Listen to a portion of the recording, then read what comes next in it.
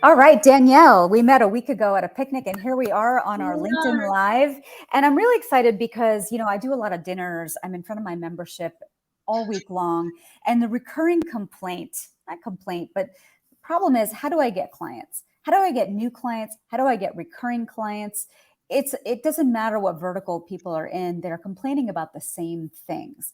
So I love that you're here. This is your zone of genius. For those of you that are just joining us right now, Danielle Zeitlin Hughes is the Chief Personality Officer at More Than Words Copy. And Danielle, give us a little bit of exposition. What does that really mean if you were explaining this to your grandmother? Oh my God, that's what I say in my trainings. Like, you want to write your bio so your grandmother can understand it. That's amazing. We did not plan this, I swear. Essentially, what it means is that I help people be more themselves in their content so that they can attract the right audience and repel the wrong one. And as I like to say, when you call yourself the Chief Personality Officer, it's because when you have your own business, you can call yourself whatever you want. Yeah. We can tell our own story, right? We write our What's own narrative. what's the barrier though? Why are people afraid to bring their authentic selves to their social media, to their work, to any professional context? I think it's a couple things. One, I think people think it's all or nothing.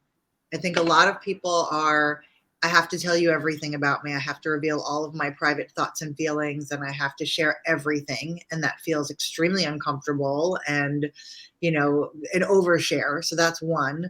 The second piece is I think a lot of us grew up in corporate and worked in the corporate world. And when you come from a corporate background, you are trained to toe the party line and fit in and be a good corporate citizen. And individuality until recently was not an asset that most companies wanted, praised, or encouraged. Mm-hmm. And so shifting your mindset from I had to be one way, I had to fit in to wow, now I need to stand out.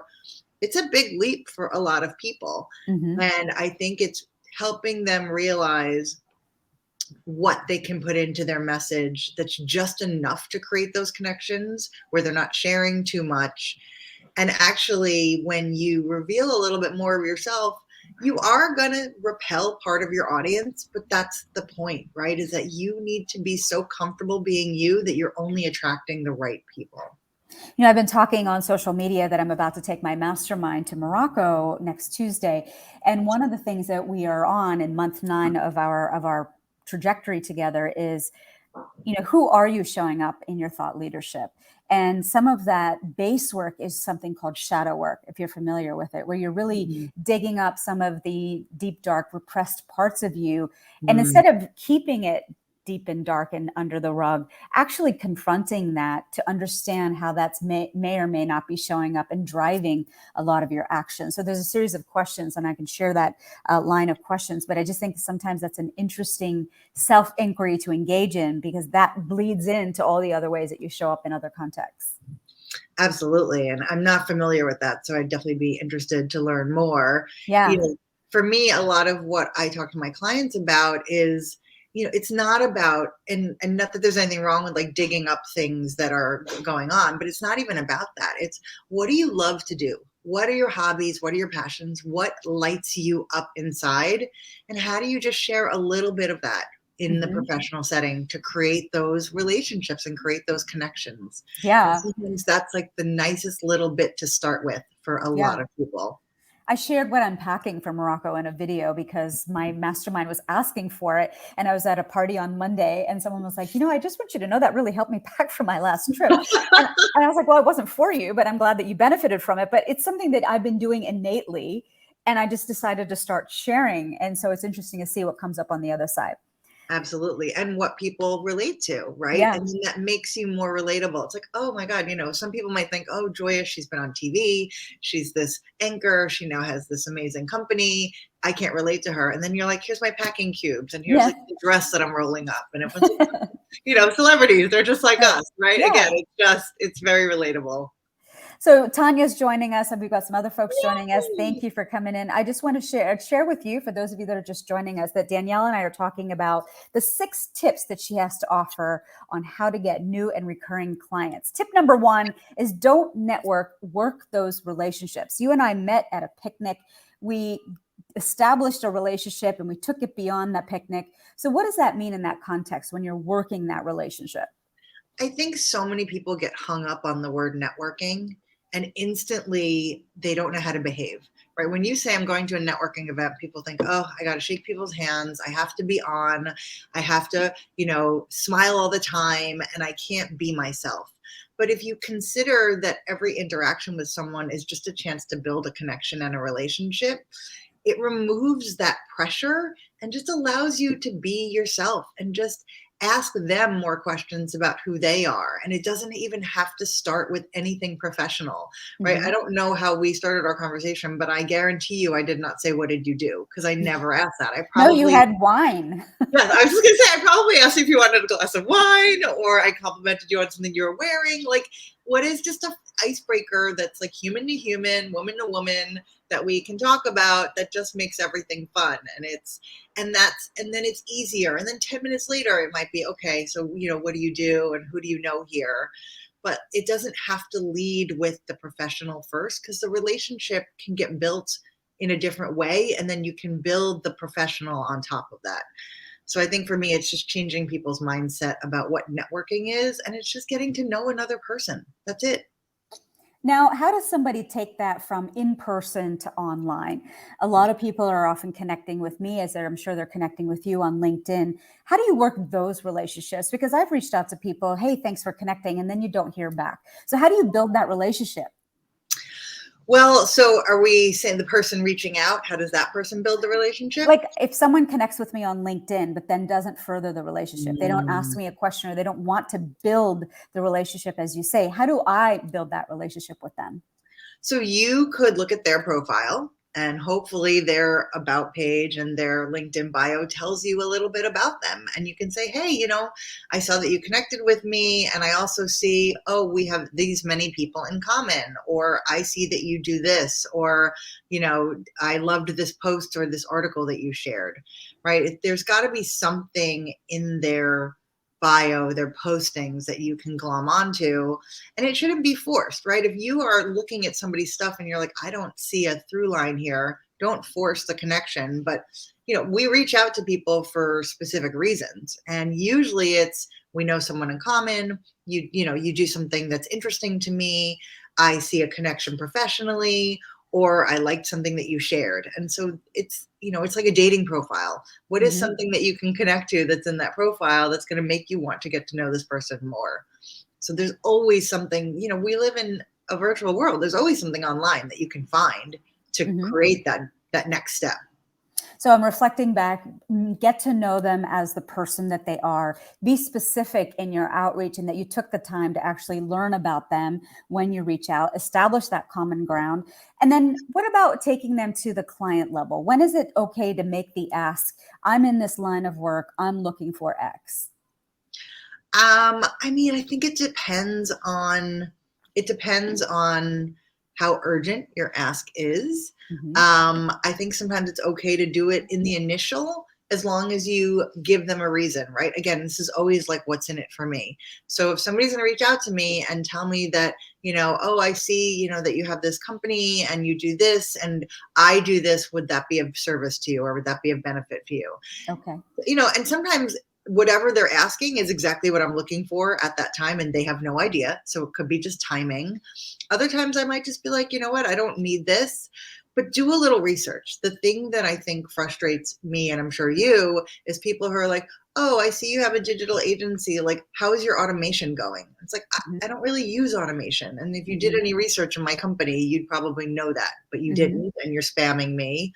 So I think if it feels like it's personalized, it's okay to make the ask, but don't ask for someone's business. Just ask to connect and say, would you like to learn more? Got it. So tip number one is don't network, work those relationships. And sometimes we forget there's a human being on the other side of that piece of business. Yes. All right, being consistent in your voice, in your message, in your marketing. Tanya and I were just on a call and we were talking about her recent trip. And I was like, on your trip, I'm so interested to learn through the lens of you being a stylist, what you saw in the way of women in Parisian fashion, Mm. right? Like that's what I really look to you for because you are my guru when it comes to styling. So what was your perception of that? So is that being consistent in your messaging or is it something else? I mean, Tanya's a great example because she has her complete ecosystem is consistency in how she shows up, in what she talks about, in her voice. So for me, consistency is knowing who you are, right? So her, if you read her bio, if you read her website, if you read her posts, you can tell that the same person is showing up. She's not trying to be something that she's not, Mm-hmm. right? And her message is beyond style, right? It's Mm-hmm. evolved much more beyond style, and how your confidence becomes your style, and other aspects of your life factor into your style and your business and how it helps you. And then same thing with her marketing, is there's a consistency to the message that she puts out and the marketing that she does in Mm-hmm. terms of her social posts and the regularity with which she posts. Mm-hmm. So when I talk about consistency, the goal is that the written content that you are putting out should sound exactly like if somebody was going to talk to you on the phone, right? What we don't want is for our bio to be one thing, and then when we have a conversation with a potential client, in their head, they're like, this doesn't seem like the same person, Mm-hmm. right? So that's one thing. And then your message should be, again, always what you are doing in order to help your audience, right? So you're Mm-hmm. always in service of them and thinking about, like you said about your packing, like what's going to help my audience? Like, yes, it's about you, but it's really for them. It's like, Mm-hmm. here's what I'm doing, but it's helpful for you. Mm-hmm. And then the consistency piece in your marketing is, what are you doing on a regular basis that people can see? And Mm-hmm. whether that's posting on social with regularity, for me, it's my newsletter, which I send out every other week, which without fail for 3 years. Like that was what I dedicated to myself. I said I can do twice a month and I will consistently do that. And I have. So making a commitment to yourself to show up on a regular basis, and again, reach out to your audience with that level of consistency. And when you're in front of the client, I just want to reiterate, if there's a disconnect in any of your collateral, the way you're showing up, the physical way you're showing up, the tone that you're using, if there's any inconsistency, that's when the alarm bells can go off on the other side. But what is that on a deeper level? Let's go a little deeper. What does that signal to a client about why they do or don't want to work with you? It signals either that you are not who you purport to be, or that that you had somebody else do your materials, that right there's something incongruous there, and it's just gonna, I don't know what it would signal exactly, other than there's something not truthful here, or it's a comfort level that this person's not comfortable enough with themselves, that they've put one thing online and now they're another person behind the scenes, right? If you are creating this professional relationship with someone, they want to feel comfortable with you behind the scenes. They want to know that you can get the job done, but they want to hopefully build that relationship with you and establish a trust. And, if they've sought you out for a skill set, yes, they probably already assume you can do that skill set. Then it's, what is it going to be like to work with this person? And if they're feeling like those things don't jive, they're not going to want to work with you. I don't care how good you are. Before we leave this tip, what's a brand that you love that's very consistent in their message and their marketing and voice? I mean, there's a lot of them, but I would say, Ben and Jerry's comes to mind. And yes, they're very political, but they're also very unapologetic about it, and they own it, and they know that it is potentially detrimental to them in some ways, but they live by their values. And so I think that's another piece too, is like, what do you stand for? And how do you stick by that and say, I know that this is going to potentially mean that some people are not going to want to work with me or do business with me, but I don't care because I'm going to attract more of the like-minded people. Got it. Yeah. So number one, for those of you that are joining us a little bit late on how to get new and recurring clients, we're speaking with Danielle Zeitlin Hughes, who is Chief Personality Officer at More Than Words Copy. Number one is don't network, work those relationships. Remember that there's a human being on the other side.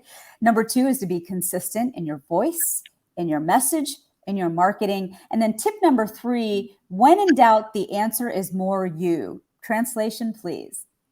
So this goes back to personality brand. So when I call myself the Chief Personality Officer, it's because I teach something that I call personality brand versus personal brand. And as we talked about in the beginning, I think a lot of people feel reluctant to put themselves in their messaging professionally because they think they have to share everything. And so to me, personal means private, So I agree. Why were you sharing everything that's private about you with the world? But your personality is who you are, right? It's Yeah. on display at all times. And we are just dialing up and down our personality based on who we're interacting with, right? Your family and your friends get one aspect of it. Colleagues and the barista or your mail person gets a different aspect, but it's there. And so for me, when I say the answer is more you, it's what is a piece of your personality that you have to keep showing up with, that you want to give to your message to show that authenticity. And Mhm. anytime, I work with someone or people say, wow, I just feel so uncomfortable. It's like, you just got to push past that and be yourself. Like, I think we're so afraid that if we show our true selves, people won't like us. Mhm. And it's the opposite, because more people who are attracted to what you have to say and who you are will show up, and the people that aren't will just go away. You won't Yeah. even know it. You won't even know it because your message is doing the vetting for you. And that's the beauty, is that you're only really attracting, and the people that don't want to work with you or aren't interested probably won't be reaching out anyway. Yeah. Well, what's interesting is that I have always done adventures as part of how I've done leadership programming. I've only recently started to actually lean into that in my messaging. Mm, So it's always been me, but I wasn't having more of that. I don't lead with that. And that's really my differentiating factor. So being more me means that I'm leaning into the adventure piece of how I do leadership programming. absolutely. And it's working for you, right? It's Yeah. connecting. And I see it when you talk about it. Like when you Yeah. talk about your women and you talk about your trips, your face lights up. Yeah. That's what we're trying to figure out here. It's like, when I say more you, it's like, what's going to make you smile? What's going to make someone just want to lean in and learn more or get to know you more? And you can't be shy about those things. Like, Right. just own whatever it is that makes you you. And what takes you out of the 2D and makes you more 3D and holographic?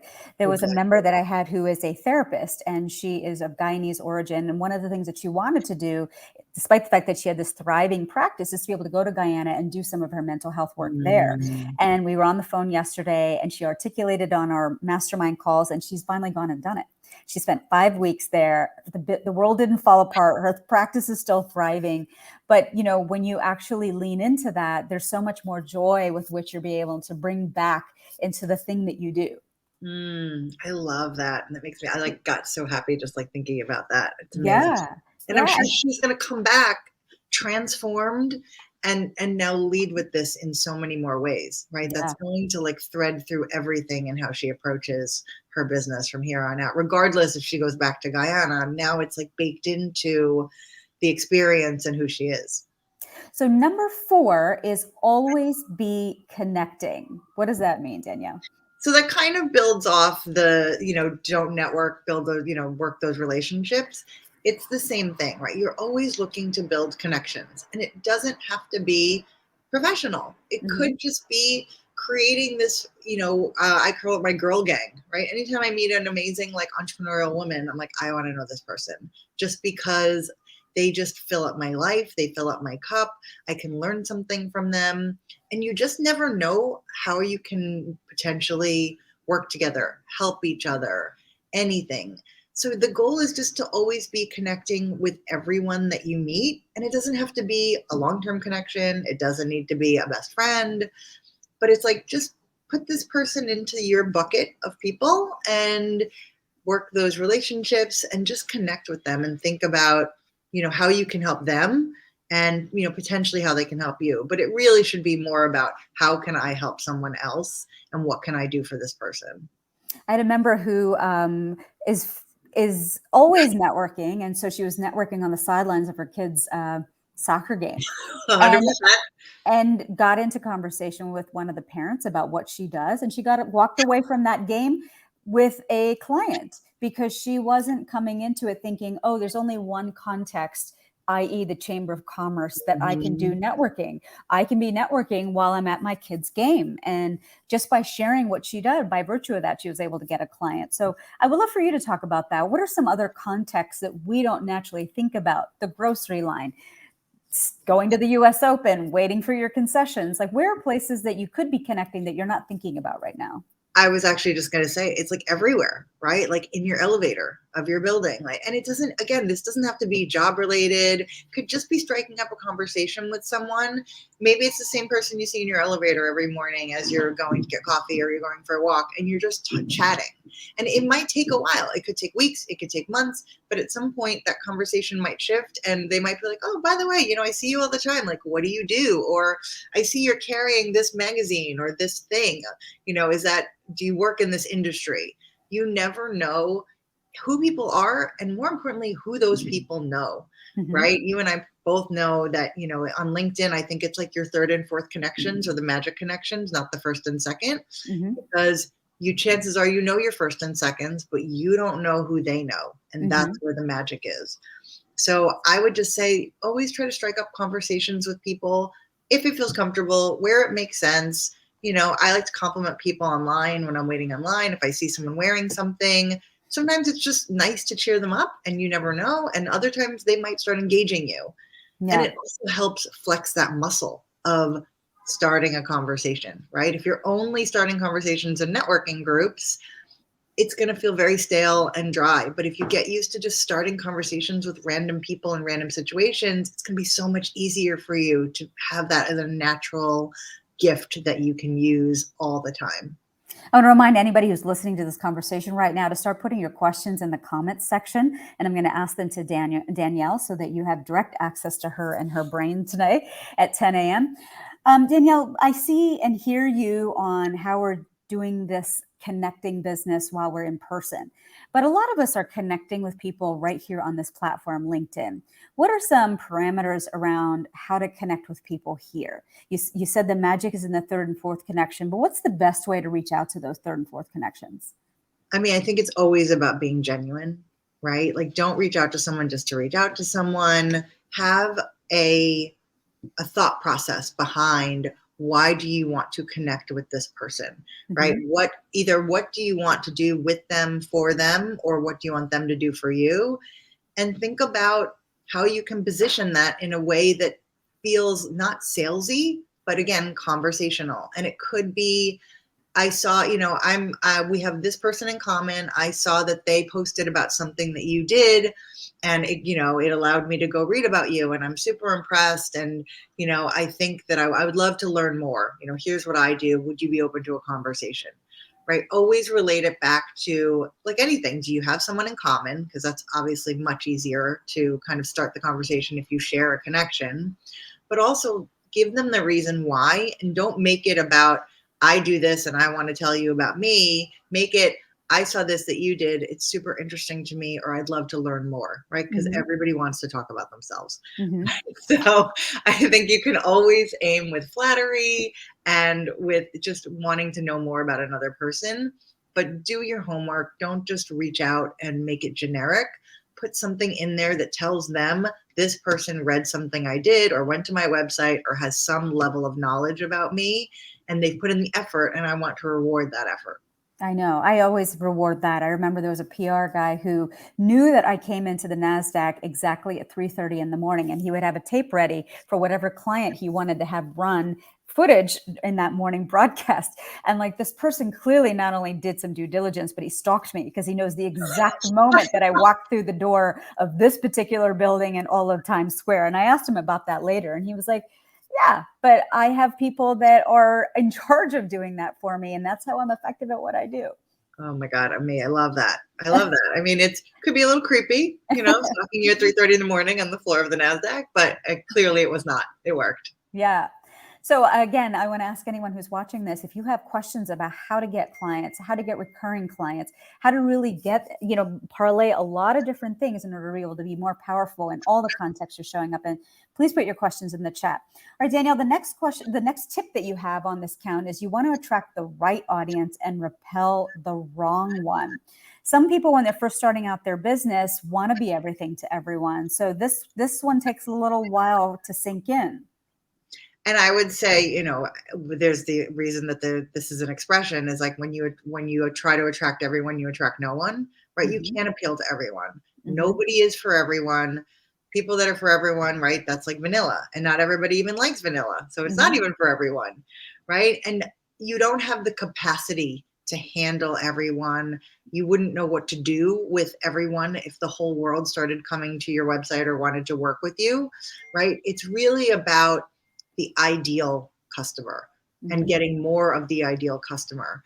And if you have everybody coming to you, you're going to spend all this time wading through the wrong people to find the few right people.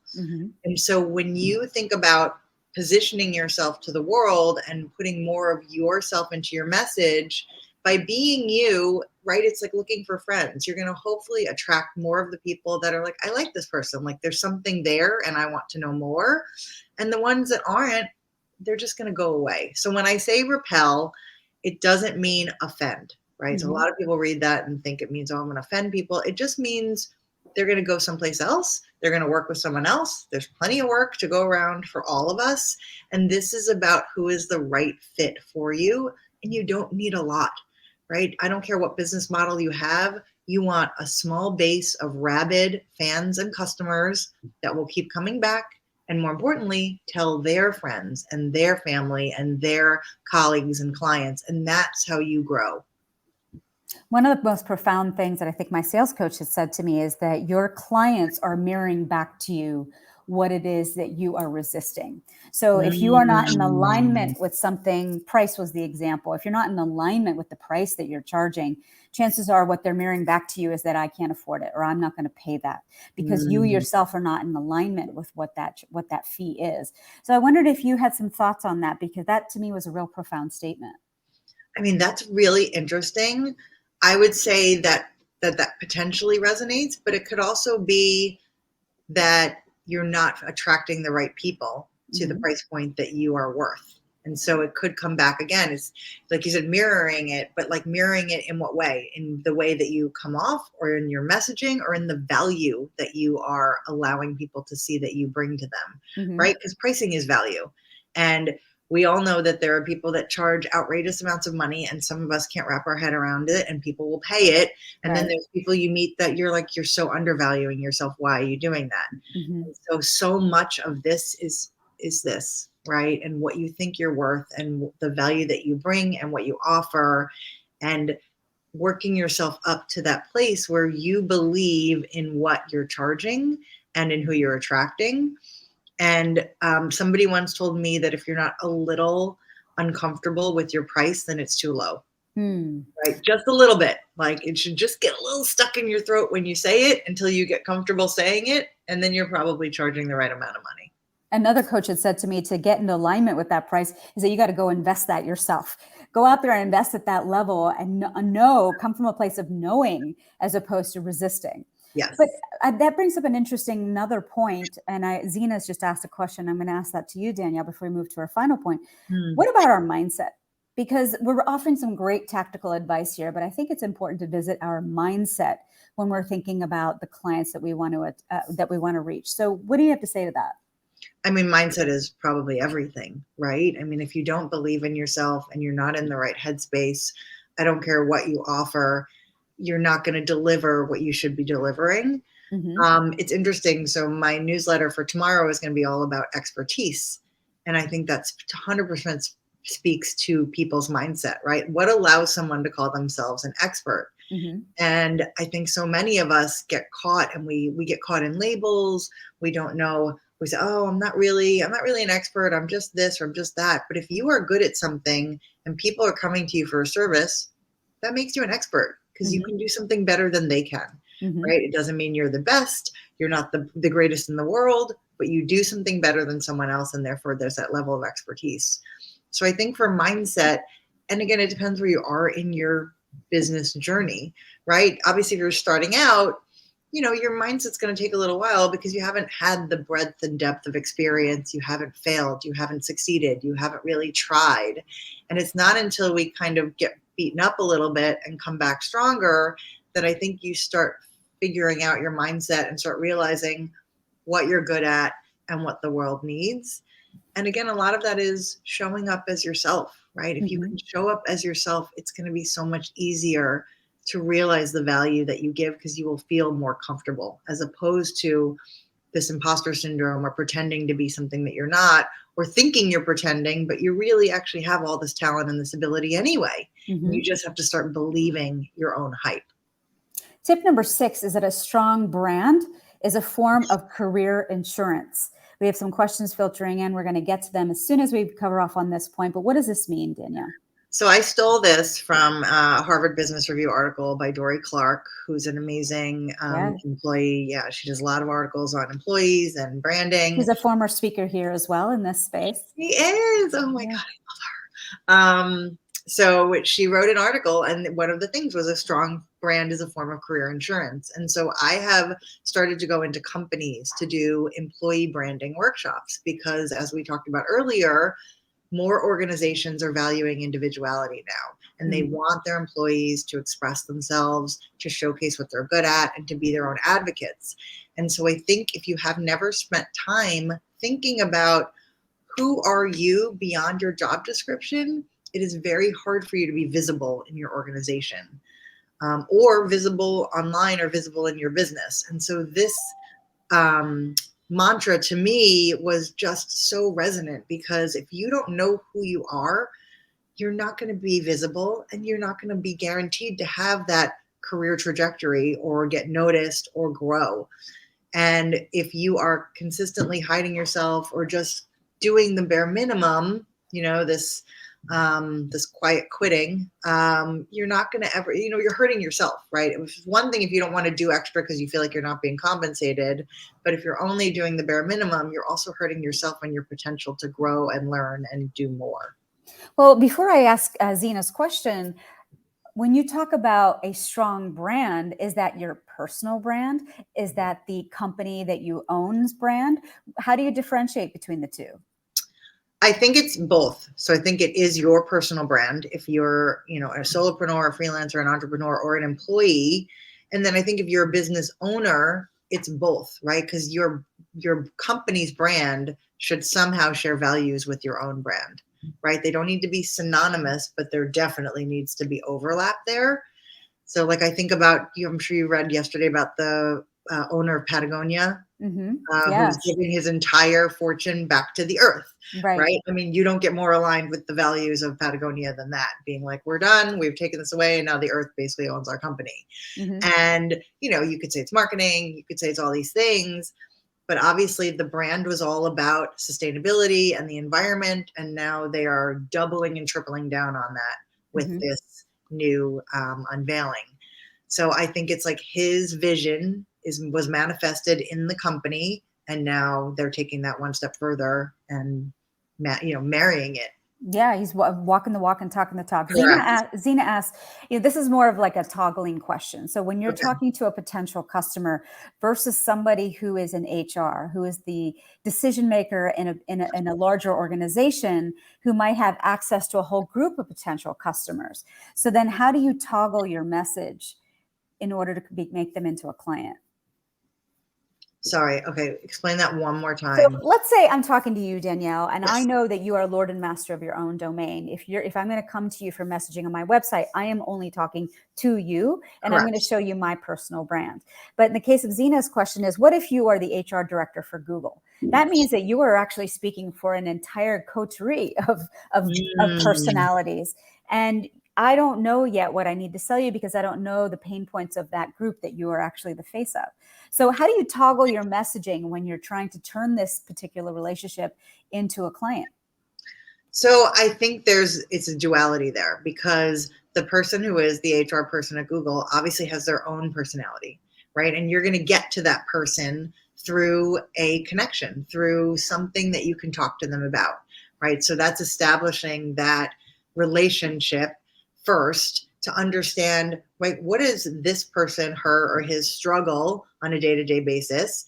And then what is their struggle in terms of filling their pipeline at Google, or what they need professionally?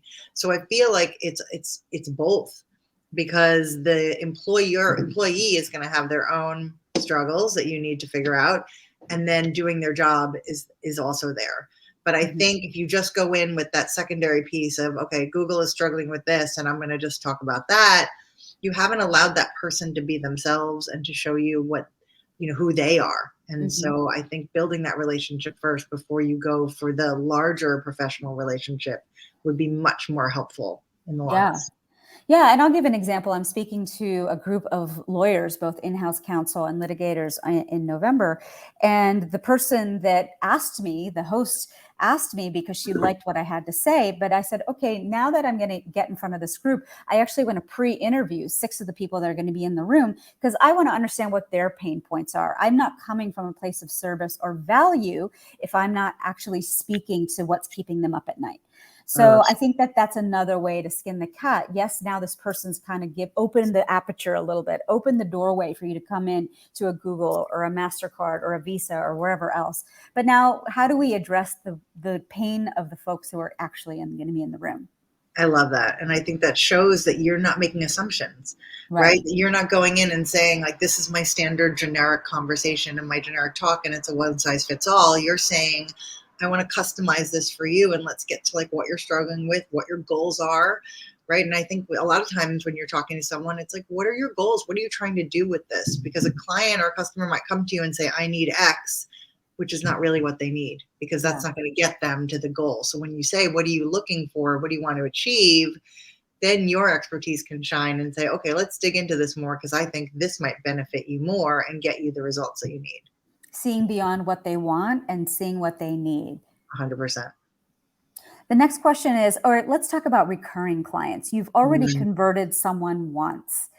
How do you go back to the well and farm for additional opportunities? So there's a couple ways to approach this because I think it depends on what you do, right? So I know a lot of people that if you have a service, is there a follow-up service? Is there something that you can sell them into that is an ongoing way to stay in touch with you, to work with you, for you to support them? So that's one thing. Do you have a model that allows for something like that for you to build on it? The second thing is, always going back and saying, I'd love to know, how you found our work. What are the results that came up from this? Like if it's something that you can measure, that they have metrics on, if you did a website for someone, can you quantify, oh my God, we have this much more clicks and engagement and traffic, and say, I did this for you.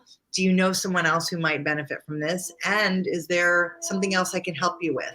A Mm-hmm. lot of times they just want to work with you and they want to stay in touch with you because you've helped them in some way, and you just don't know what else they may need. And you can always just say, are you looking for any other assistance, or is there anything else I might be able to do for you, and start the conversation that way.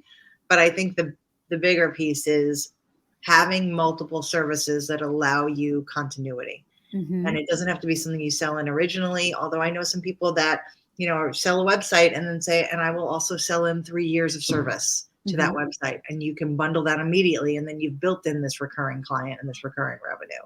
And by way of example, I teach a public speaking masterclass, and one of my students, after she concluded, said, well, I would really love it if you had an additional module on how to make videos for social.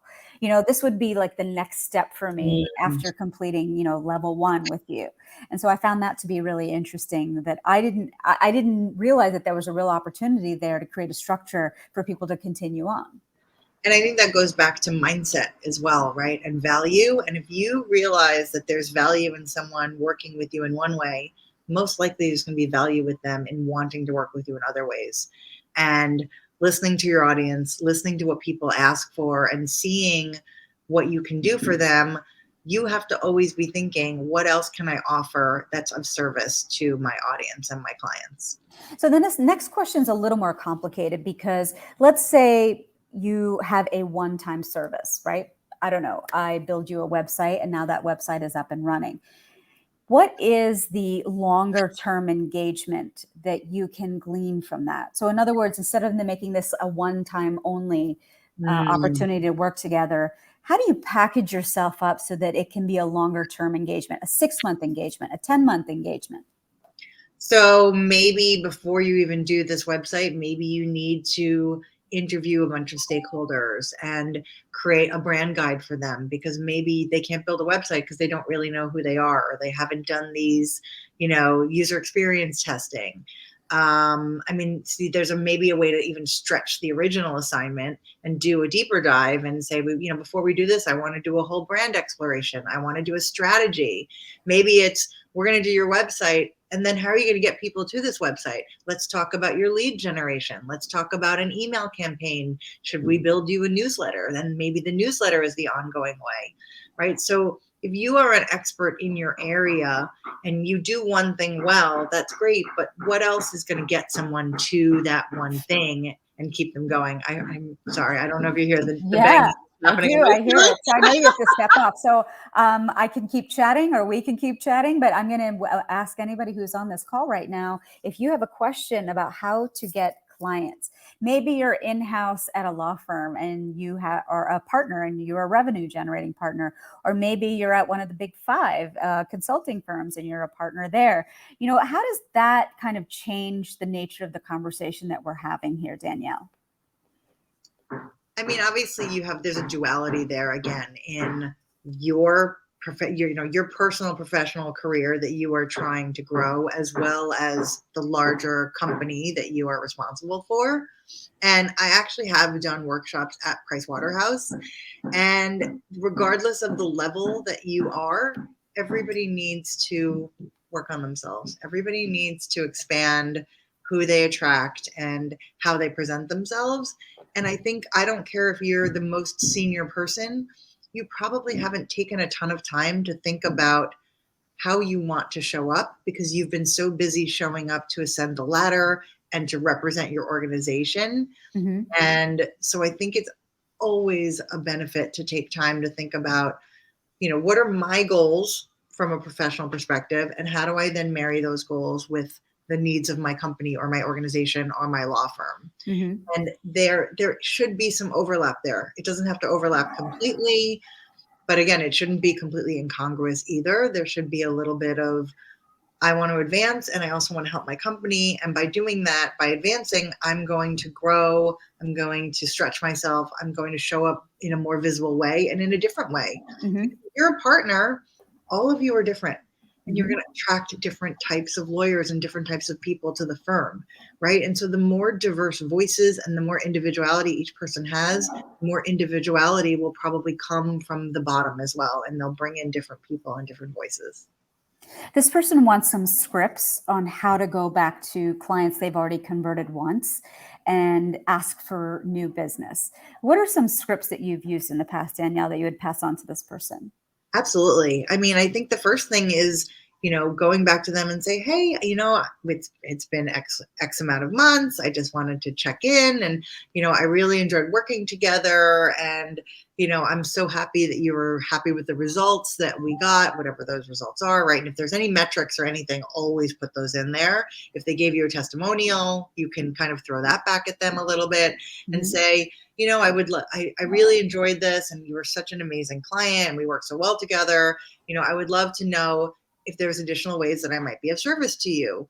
Or what would be better is if you present something specific to them. Like, is Mm-hmm. there something specific that you want to do for them that you think they need? And you can suggest that as well. So obviously it depends on what this person does. But I always think it's good to go back and say, that you were happy with the work that we did. We have this, lovely relationship. I enjoyed it. And I'd love to continue that. I'd love to create further success for you. Mm-hmm. Can I be of service, or are there future projects? Is there a way to gracefully make that ask on social, is what this next person's question is. Yeah, I would probably nurture it before I would make the initial ask, right? So like maybe 1 or 2 outreaches on social. So if you want to reach out to them on LinkedIn, and if you're not connected with them for whatever reason, I have found that sometimes with clients, I've been like working with clients for years, and one day I'm like, how are we not connected on LinkedIn? Yeah. And so I'll send them a connection and say, oh my God, this is so crazy. We're not connected, right? So if you're not connected, it's a really great way to connect and say, oh my God, we did this project. How did we never connect? Just wanted to check in, see how you were doing, follow up, blah, blah, blah. And then Mm-hmm. when they respond, then you can potentially the next iteration, make the ask. If you are connected, I also just think it's, hey, I saw you posted something and it reminded me of the project that we did. And I just wanted to circle back and see if there was anything else I might be able to help you with. Or, are you looking for a refresh or X, Y, and Z? But I think, yeah, go ahead. I was just going to say, Well, maybe personal again to something that they've said or posted is always the easiest way. Final question. This person has just transitioned out of corporate. So in other words, they never had to go and Mm, hunt for a book of business, but now they have to build a book of business. It's a difference mm. between surviving and going back to another job where you're building somebody else's dream. So when somebody is so fresh and new to this whole process, it can feel very overwhelming. What would be the first baby step you would recommend to someone like that? The first baby step is figuring out your brand and your brand message, right? Because you can't go out and hunt for business if you don't know who you are, what you do, and who you serve. So I think that's the very first piece, is to find someone to help you if you haven't already, or to really just flesh out your brand positioning and figure out what are you going to offer people and your differentiator, and get your voice down. And then you can start, I would say, start with your family and friends. Let people know, send out an email. That's what I did when I first left corporate. Hey, I'm going out on my own. I'm now a freelance copywriter. Here's what I can do for you. If you know anyone, I would love for you to spread the word. And I think Mhm. you start with the people that know, like, and trust you, and go ask them for help. Help is not a 4-letter word when you are starting your own business. It is Okay. the most vital tool you can have. There is no shame in asking for help. Start asking people who you admire. How did you start your business? Can I pick your brain? I would love to get some advice from you. So there's so many ways to use other people's experience and expertise to help you in your journey, and don't be ashamed to ask. But I think that some specificity around what kind of help you need inside of that conversation is important, because I get a lot of folks who are like, "Oh, I'd like to pick your brain." I'm like, well, that's great, but time is my biggest commodity as an entrepreneur. So I'd love for you to be 100%. more specific. What is the specific thing that you think I can help you with? And let's nail that down before we commit to a time, because that's a 100%. lot of stuff that we could cover off on. And if we only have 15 minutes, I don't know we're going to get to it all. 100%, and that's so smart, right? I mean, and Yeah. unfortunately, not a lot of it. Everyone won't know necessarily what they want to ask from another person, but you can at least suggest, oh, I see that you do X, Y, and Z. I would love to know, how did you do that, or what's your biggest, tip, and say something that again shows that you've done your research.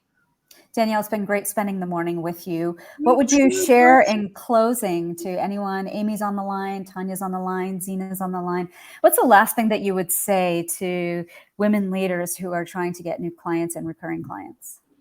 I would say you are valuable, you are worthy, you are smart, and do not shy away from that. Lean into who you are, lean into your awesomeness, and go out and get what you deserve and what's yours for the taking. And don't be shy about it, and be unapologetic. And if people want to work with you, More Than Words Copy is your website. That's where you can get a hold of Danielle. And I know that she's done more than just look at the copy on people's websites. She's done a variety of things. And if you want to go back and look at this interview, it's going to be posted as soon as we finish up. If you want to work with me, I'm going to make the ask. I have a mastermind starting in January. I'm taking women who are very clear on the goal that they've been kicking down the line for years. They're tired of seeing it not getting realized. They want to realize it. I will put the right group and I will put the right accountability so that you can see that inside of 7 months. So if you would like to be part of that mastermind, I would love for you to just take this little quiz, which is at goalsscorecard.com. It's a 4-minute quiz, and it'll tell me just how ready you are to get that goal. Danielle, we're going to grab a drink soon. I'm going to say thank you to you, and I'll see you soon. I love it. Thank you so much, Joya. This has been great. Take care. Bye. Bye, everyone.